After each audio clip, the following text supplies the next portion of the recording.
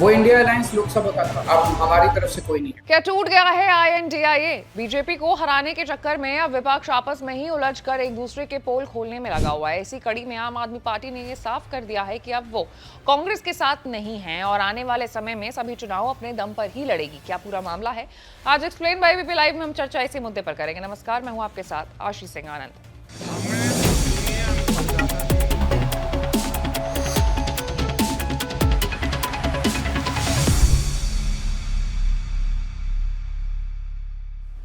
आम आदमी पार्टी के राष्ट्रीय संयोजक और दिल्ली के पूर्व मुख्यमंत्री अरविंद केजरीवाल ने अहमदाबाद में प्रेस कॉन्फ्रेंस कर कई अहम घोषणाएं की हैं। उन्होंने साफ कर दिया है कि पार्टी अब कांग्रेस से किसी भी तरह के गठबंधन में नहीं है और आने वाले समय में सभी चुनाव आम आदमी पार्टी अकेले लड़ेगी। केजरीवाल ने कहा है कि INDIA सिर्फ लोकसभा चुनाव के लिए था, अब उसका कोई मतलब नहीं बचा है। उन्होंने कहा है कि आम आदमी पार्टी अब पूरी तरह स्वतंत्र है और किसी भी राज्य में अकेले चुनाव लड़ेगी। उन्होंने उदाहरण देते हुए हाल में बताया कि गुजरात के विसावदर विधानसभा उपचुनाव में आम आदमी पार्टी ने कांग्रेस से अलग होकर चुनाव लड़ा और 3 गुना ज्यादा वोटों से जीत दर्ज की।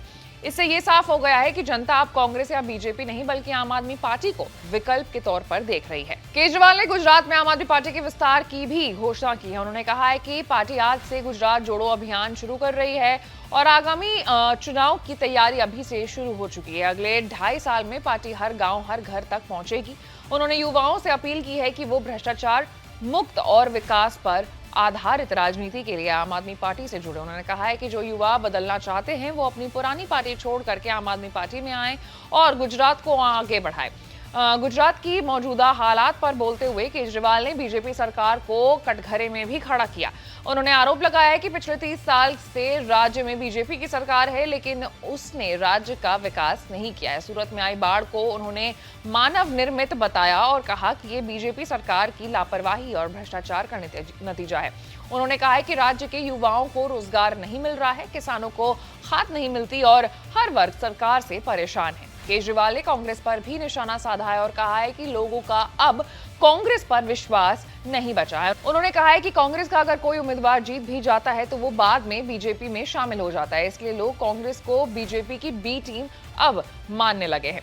दिल्ली और पंजाब के हालात पर उन्होंने कहा कि दिल्ली में हार जीत होती रहती है लेकिन पंजाब में आम आदमी पार्टी की सरकार दोबारा बनेगी। अंत में उन्होंने एक बार फिर दोहराया कि आम आदमी पार्टी अब पूरी तरीके से स्वतंत्र रूप से काम करेगी और उसका कांग्रेस से कोई गठबंधन नहीं है।